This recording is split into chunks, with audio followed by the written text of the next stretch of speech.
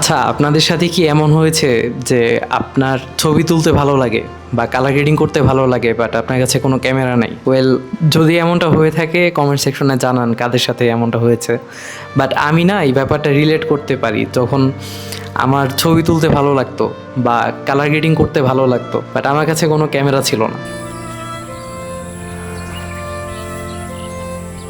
তো এমনও হয়েছে অনেকে ছবি তুলছে, এবার কালার গ্রেডিং করতে পারে নাই, আমি কালার গ্রেডিং করে দিতাম, ইচ্ছে করি ছবি চাইতাম।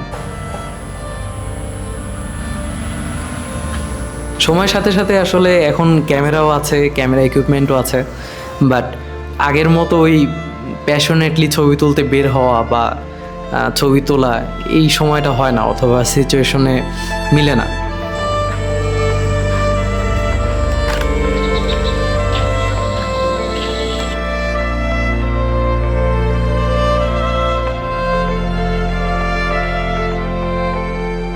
সো এনিওয়েজ, লাস্ট কন্টেন্টটা আপনারা বেশ পছন্দ করেছেন, আমি সুপার গ্রেটফুল আপনাদের জন্য। তো এই ভিডিওটা মূলত আমি রিসেন্টলি শায়েক ভাইয়ের সাথে বের হয়েছি। শায়েক ভাই হচ্ছে আমার এক বড় ভাই, উনি হচ্ছে ওয়াইল্ড লাইফ ফটোগ্রাফি করে বরিশালে। তো ভাইয়ের সাথে বের হলাম রিসেন্টলি। এই ফটোকে যে ছবিগুলো তুললাম সেই ছবিগুলো এখন শোকেস করবো ভিডিওতে।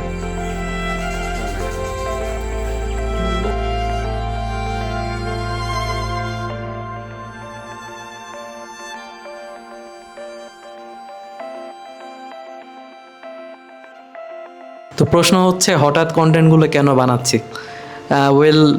হঠাৎ ফিল করলাম যে আগে যেমন কালার গ্রেডিং করতাম, যে কোনো একটা কালার দেখলে কালার রিক্রিয়েট করার মতো সেই ক্যাপাবিলিটি আগে ছিল, কারণ সব সময় লাইটরুম টিউটোরিয়াল দেখা হতো বা একটা প্র্যাকটিসের উপরে ছিলাম। বাট এখন ছবি না তোলার কারণে বা ফ্রিকুয়েন্টলি ফটোকে বের না হওয়ার কারণে ছবিও তোলা হয় না, আবার ছবি তোলা হলেও দেখা গেছে সময় হয় না ছবি এডিট করার।